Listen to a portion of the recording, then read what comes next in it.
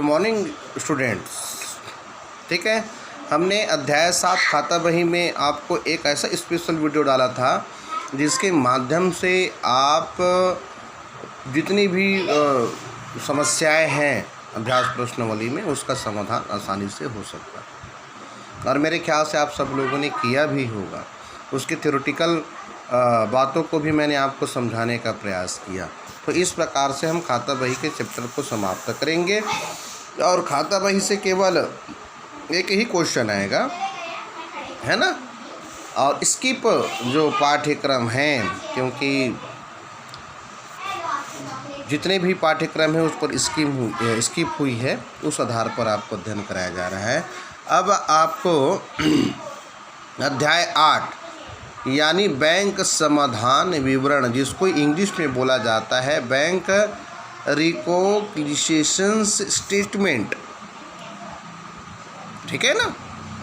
ये बैंक समाधान विवरण पत्र क्या होता है, तो इसके बारे में कुछ बोलने की पहले इसके अर्थ को मैं बताना चाहूँगा कि रोकड़ बही के बैंक शेष तथा पासबुक के शेष के अंतर में मिलान के लिए जो विवरण पत्र बनाया जाता है वह बैंक समाधान विवरण पत्र कहलाता है। देखिएगा, हर व्यापारी के पास रोकड़ बही होती है ना।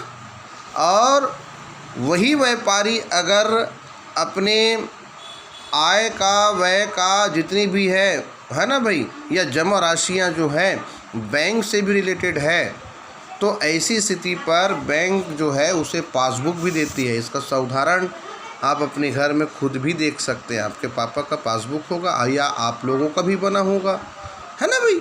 तो ये क्या होता है, व्यापारी तो रोकड़ भी तो रखता है, साथ ही साथ क्या करेगा, है ना, पासबुक भी रखता है। तो ऐसी स्थिति में रोकड़ बही और पासबुक में जब अंतर आ जाती है, तो ऐसे अंतर के मिलान के लिए, है ना, किसके द्वारा, तो बैंक के द्वारा बैंक स्टेटमेंट, है ना, व्यापारी के कहने पर बैंक स्टेटमेंट तैयार किया जाता है।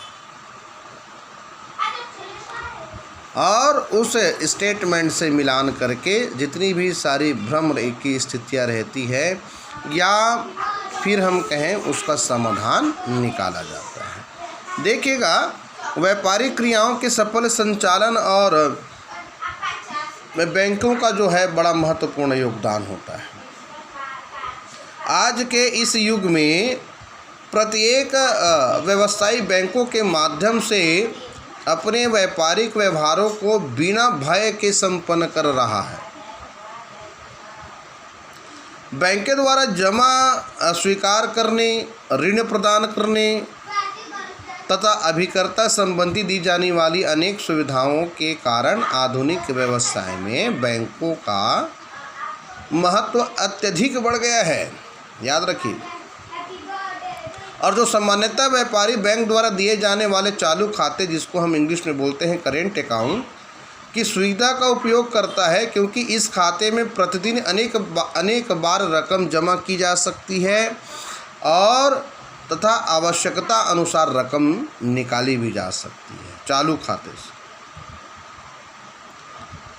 अतः व्यापारी द्वारा इस खाते को खोलने हेतु आवेदन करने के पश्चात बैंक एक निश्चित राशि प्राप्त कर अपनी पुस्तकों में व्यापारी खाता खोलती है, ठीक है।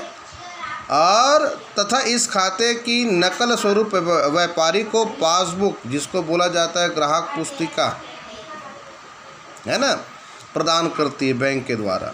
और इसी तरह व्यापारी भी अपनी रोकड़ बही में बैंक स्तंभ रखकर, हमने पढ़ा ना, त्रिस्तंभी रोकड़ बही में बैंक स्तंभ रखकर, है ना, बैंक के साथ किए गए व्यवहारों का क्या रखता है, हिसाब किताब रखता है ना।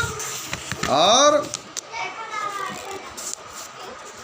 हिसाब किताब रखने के साथ साथ ये दोनों की महत्वपूर्ण भूमिका होती है। अच्छा, रोकड़ बही और पासबुक का क्या संबंध है, आइए इसको भी जानने का प्रयास करेंगे।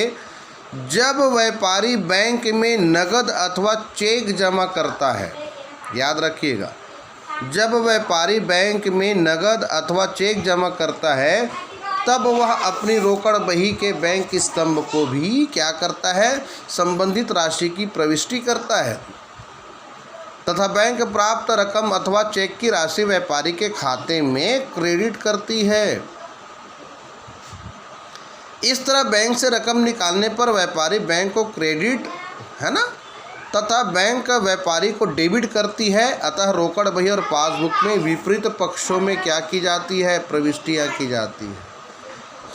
व्यापारी के द्वारा अगर बैंक में अगर राशि जमा की जाती है तो बैंक उसको क्रेडिट करती है, किसके खाते में, ग्राहक के खाते में, यानी व्यापारी के खाते में, और व्यापारी उसको डेबिट कर लेता है। तो इस प्रकार से दोनों में विपरीत क्या होती हैं, प्रविष्टियाँ होती हैं।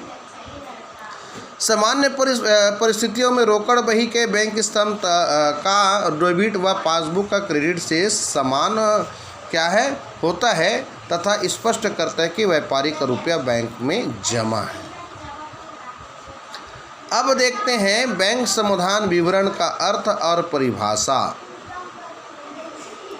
रोकड़ बही और पासबुक के संबंध का अध्ययन करने के पश्चात यह स्पष्ट हो जाता है कि दोनों में विपरीत संबंध होते हुए भी उनके शेष क्या होते हैं, समान होते हैं, बैलेंस। और रोकड़ बही और पासबुक दोनों के शेष समान होने ही चाहिए, यह कहना सैद्धांतिक दृष्टि से यद्यपि सही है, किंतु व्यवहार में ऐसा होता नहीं है। बहुधा दोनों की शेष राशि में अंतर पाया जाता है अनेक प्रकार से, और यही अंतर कि बैंक और उसके ग्राहक के मध्य किन्हीं व्यवहारों की सूचनाओं का आदान प्रदान न होने के कारण उपस्थित होता है।